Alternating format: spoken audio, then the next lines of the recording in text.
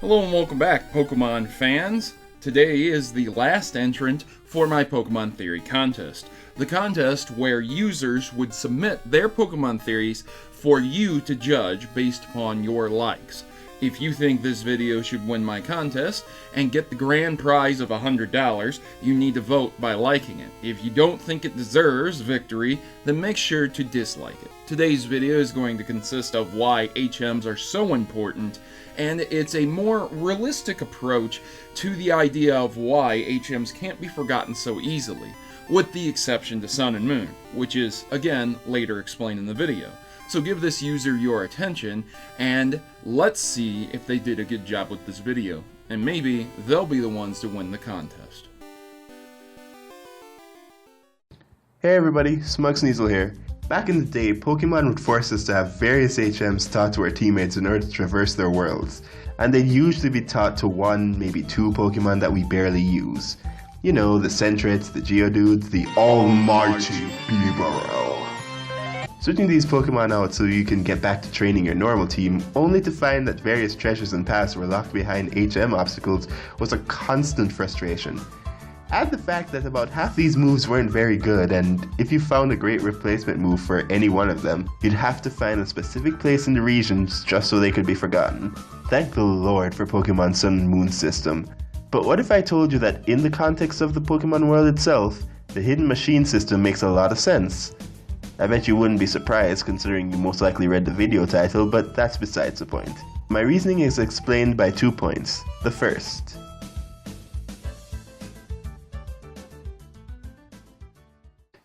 HMs are used in tandem to the environment of the region they're placed in, and so they're scaled up in the matter of importance and helpfulness to a new trainer. Going out on their own, trainers in many regions have dense forests and the wilderness to contend with. Obviously a bush is like the least of one's problems, especially in comparison to other stuff.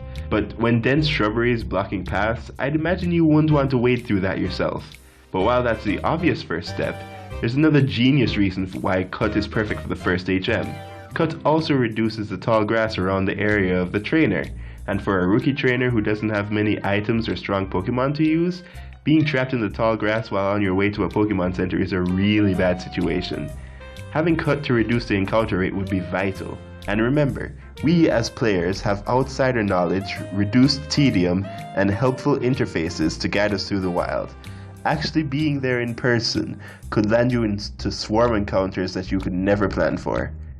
While you could reasonably get through caves without Flash, it wouldn't be recommended on a realistic level.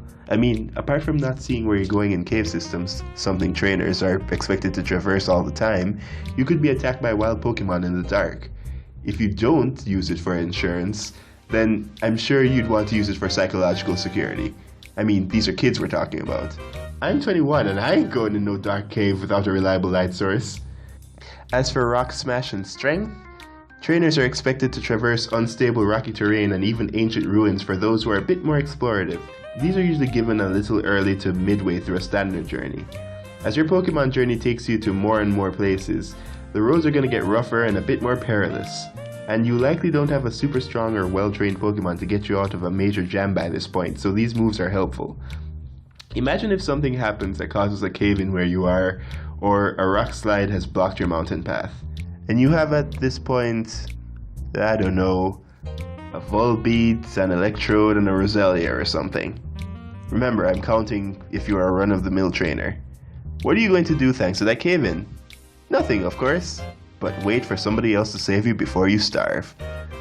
And while most areas are mapped out for trainers, areas like Sinnoh, which are very mountainous, require a rock climb if you decide to take on the harder challenges and find hidden areas. Mount Coronet spans a large portion of the Sinnoh region. Wind currents between the mountainous areas could be too turbulent and cold for flying, and so you'd have to huff it. These conditions also make fog noticeably worse. And, like Flash, defog is given somewhat early. You can adjust well enough to dark caves and fog to make it through yourself, but if you're just getting into the nitty-gritty of traveling, it's best to get some help. The water-based ones are pretty self-explanatory. Water travel is almost always a big thing when exploring in Pokemon, but it's not usually expected of you early on. Surf is almost always given near the middle of the Pokemon journey, so you're expected to have some experience. Going through water routes requires way more effort if you ever decide to swim it. There are the water currents, the large distances, the water trainer battles, and the wild Pokemon attacks when you're not in your element. Just find a water Pokemon to use Surf. Heck, it's a great move, so you're not sacrificing much. Either way, they don't really expect you to swim to your destinations, seasoned trainer or not. A lot of swimmers in the Pokemon world are casual after all. Not everyone is a triathlete or bodybuilder. Whirlpool is even more essential in the Johto areas because of how violent the sea is. Waterfall is the only exception to this, because it's situational. I honestly wondered why we'd need it when we have Rock Climb or the ever-present Fly. Waterfall is usually the last one you get, so the point still stands. It only works in application from a gameplay standpoint. I mean, Dive is also situational, but less so for traveling and more for extra exploring.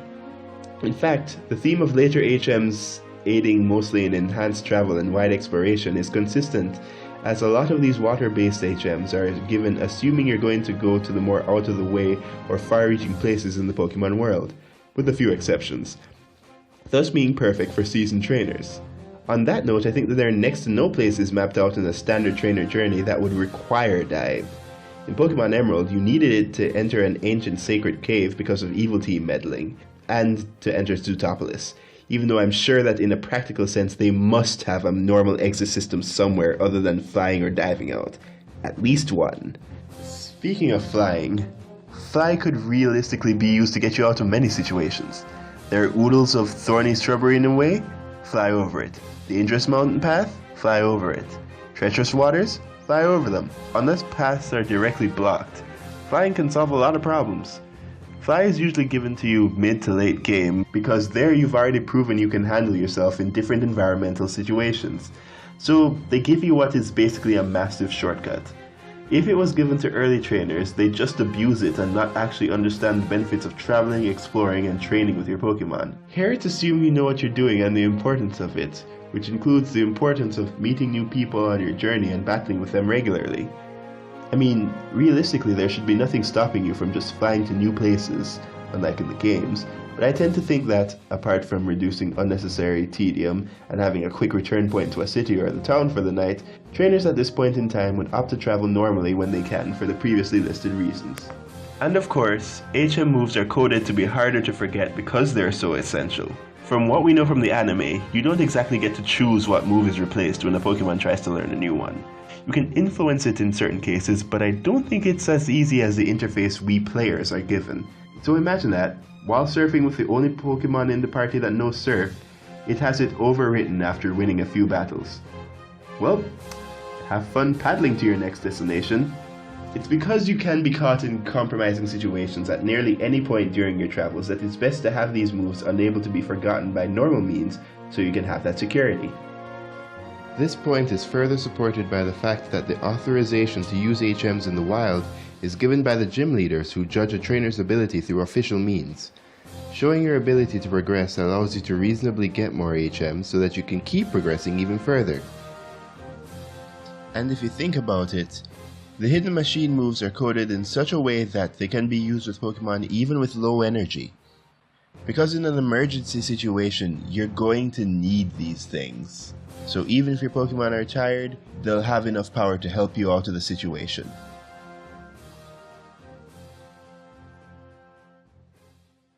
Now, my second point is about the application of the concept when considering natural Pokemon abilities. People questioning the use of HMs usually make reference to a common complaint or joke about your normal Pokemon being able to move boulders on its own, or cut/burn down trees with ease, etc, etc. See, I think the other purpose of the hidden machines is to give Pokemon perfect control of these important traversal moves so they don't hurt themselves, the environment, or, the people around them. Remember that not every Pokemon is super smart or super precise by default. You use a Torkoal to burn a tree you didn't have a cutting Pokemon for, that forest might be in major trouble now.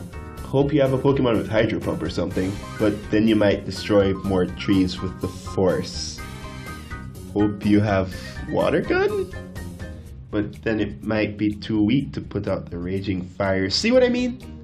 While the argument might be made that very similar moves to the HMs exist, which in Cut's case are things like Slash and Razor Shell, these moves aren't guaranteed. Even if Pokemon do learn them, they're usually at mid-levels. The starting Pokemon trainer who has a problem with bushes most likely isn't going to have that luxury. To further explain this, let's go over it one by one. As I mentioned before, you probably want to limit environmental damage when cutting the trees. Some Pokemon, or some moves, would end up endangering the forest habitat by leveling too many trees at once, or eroding/burning them. A simple, precise cut is needed. With Flash, it's an efficient and non-hazardous light source. The usual options, if a Pokemon didn't naturally do it as part of their basic ability, would be using electricity or fire. Sure, Flash is usually used in a cave, and electricity and fire aren't usually threats in a cave. You kinda still would want to minimize open flames when you can, plus they probably light a shorter area. Furthermore, having constant electricity or fire being pumped up at body level, that is, if the Pokemon can even control it that well, seems really inefficient and would tire them out. Strength involves increasing power and stabilizing the muscular output so that the Pokemon can lift boulders and remove large obstacles without issue. The issue in this case is most likely the threat that it poses to itself. Not every Pokemon is going to have perfect form when lifting or moving large things. Some may have the ability but not a stable enough control over the strength to keep lifting it. Some may not even know their own strength, or psychic strength in some cases, and maybe send large obstacles in the air or rolling away. Possibly in your direction. A similar concept exists for Rock Smash. Too little strength? The Pokemon gets hurt trying. Too much? There are now rock shards being flung in every direction. Plus serious damage to whatever was in between the rocks. What's that? A shiny Nosepass was in there. Not anymore, it's not. Fog would be cleared with a lot of flying moves normally. That much is true.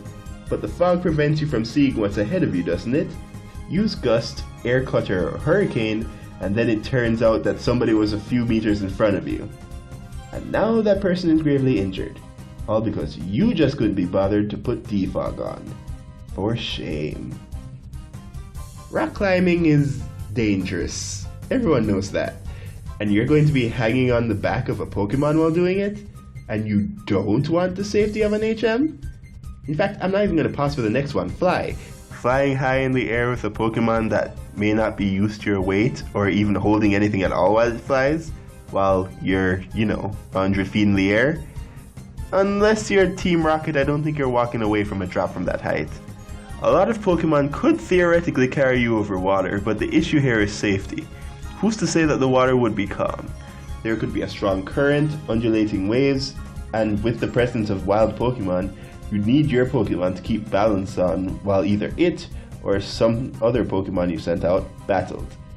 Capsizing would be very easy without surf when the water isn't totally calm. And since you usually surf on the ocean or through rivers, that's kind of important. With waterfall, you're climbing up something that's already being pulled down with tremendous force. That takes way more coordination and power than you think. This isn't just water going in a normal current. A force directly pushing you down as the water flows down on you, and the force of gravity holding you down normally along with being caught with the water flowing beside you.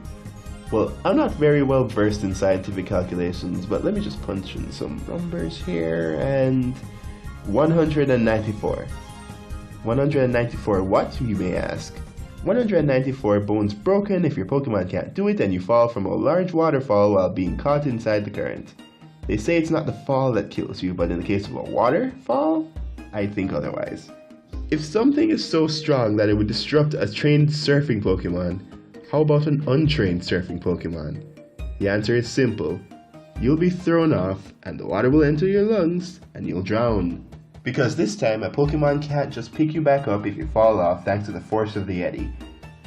I'm going to be honest with you, I'm not sure how diving works here. At least, apart from the diving mechanics in Omega Ruby and Alpha Sapphire. I mean, in that game, you get diving gear before you can even do it. In previous games, you're just there, underwater, holding your breath. Ignoring the fact that your items would all get wet, and the fact that being underwater at great depths without protection would probably have all sorts of nasty effects on the human body. Either way, knowing all this, Alola stands out for probably being the safest place for travelers. If you remember to register with the right people, then you can summon trained rental Pokemon who have the skills needed to overcome the challenges of the terrain. Almost anywhere, almost any time. And you don't even need to have open slots in their party for them, or go through the hassle of making sure one of the Pokemon on your team is compatible with the move in question. But every other region? Stop whining and take your vitamins. I mean HMs. They're good for you. You'll understand when you're older.